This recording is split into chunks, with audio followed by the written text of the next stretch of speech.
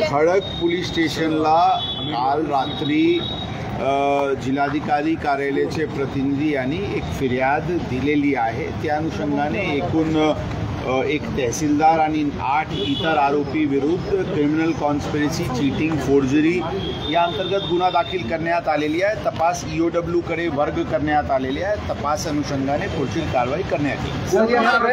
या सगळ्यांची चौकशी केली जाणार आहे। बरोबर आहे ना, बरोबर आहे। तहसीलदार यामध्ये आरोपी क्रमांक 1 आहे, इतर 8 आरोपी आहे। त्याच्याबद्दलची जे गुन्हा दाखल, जे फिर्याद प्राप्त झाला त्याच्या अनुषंगाने गुन्हा दाखल करण्यात आलेली आहे आणि तपास ईओडब्ल्यू कडे वर्ग करण्यात आलेली। पार्थ पवारांचं नाव नाहीये त्या कंपनीमध्ये, याबद्दल टिप्पणी सध्या करणे संयुक्तिक नाही आहे। जे फिर्याद प्राप्त झालेले आहे त्या अनुषंगाने गुन्हा दाखल करण्यात आलेली आहे। तपास अनुषंगाने त्याबद्दल पुढची टिप्पणी करता येईल। मीडिया कंपनीचं नाव या खडकच्या तक्रारीमध्ये आहे का, त्या FIR मध्ये?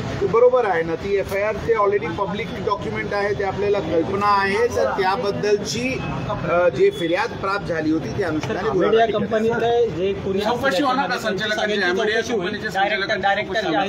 जे काही यामध्ये ज्यांचे संबंध असतील सखोल तपास ऑलरेडी मी सांगितले ईओडब्ल्यू कडून होत आहे।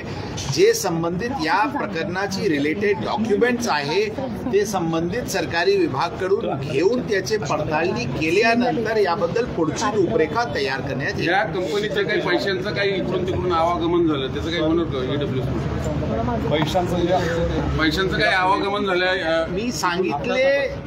दुसऱ्या विभागाने त्याबद्दल चौकशी अनुषंगाने आमच्याकडे फिर्याद दिलेली आहे।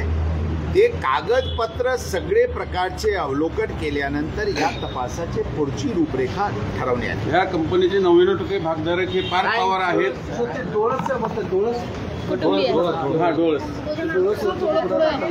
काल ते त्या प्रकरणात अंदाजन 14 कोटी रुपयाची फसवणूकबद्दलचे गुन्हा दाखल करण्यात आलेले आहे। आज क्राईम ब्रांचची पथकनी काल रात्री आज सकाळी नाशिकवरून 3 आरोपी यांना ताब्यात घेतलेले आहे। ते आरोपी यांना इथे आणण्यात येत आहे। त्यांचे इंटरोगेशन आणि पुढील कारवाई ईओडब्ल्यू कडून होणार आहे। तपास ते पण ईओडब्ल्यू कडे। जे 3 आरोपी FIR मध्ये नमूद होते त्यापैकी 3 आरोपी यांना ताब्यात घेण्यात आले। नाव ऑलरेडी FIR मध्ये आहे।